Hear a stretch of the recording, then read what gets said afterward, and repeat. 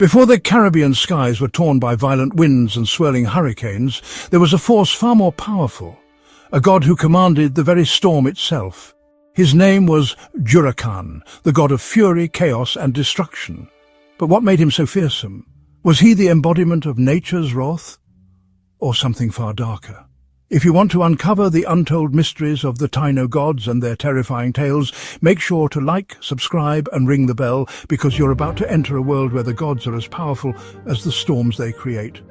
The Taino believed that nature was alive, full of powerful spirits that controlled the world. These spirits, gods and goddesses, dictated the rhythms of life. Among them, Juracán stood above all as the embodiment of chaos and destruction. Juracán wasn't just a god of simple storms, he was the god of hurricanes. A force of uncontrollable power that could reshape the world in an instant. In Taino culture, Juracán represented unpredictability, the harshness of nature that could both give life and take it away.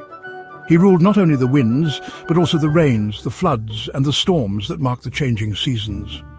Whenever the sky darkened or the winds began to rise, the Taino people knew that Juracán might be near. What made Juracán so terrifying wasn't just the destruction he brought, but his rage, a fury that came without warning. Legends say that when Juracán was angry, the winds would howl, the oceans would swell, and the sky would turn black. His fury could tear entire villages apart in mere moments. But why was he so angry? Why did the winds howl at such intensity? Some believe Juracán's anger came from being disrespected by the people. He was a god who demanded humility and respect. For nature's powers are not to be tampered with. The Taino people understood that balance. But when that balance was disrupted, Juracán's storm would come. Every year the Taino people would make offerings, rituals and prayers to keep Juracán appeased, hoping to avoid his wrath. But the storm god was unpredictable. One year it would be calm. The next the hurricane would arrive, a reminder of the fragility of life and the power of nature. Juracán's legacy. Hurricanes and their role in the Caribbean. Even today, the memory of Juracán lives on. In the very word we use to describe the hurricanes that strike the Caribbean, the word hurricane actually comes from Juracán.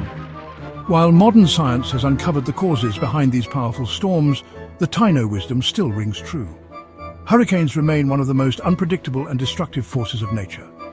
The ancient people understood that these storms were not simply weather patterns, they were the manifestation of Juracán's power. But what about today? Is Juracán still angry?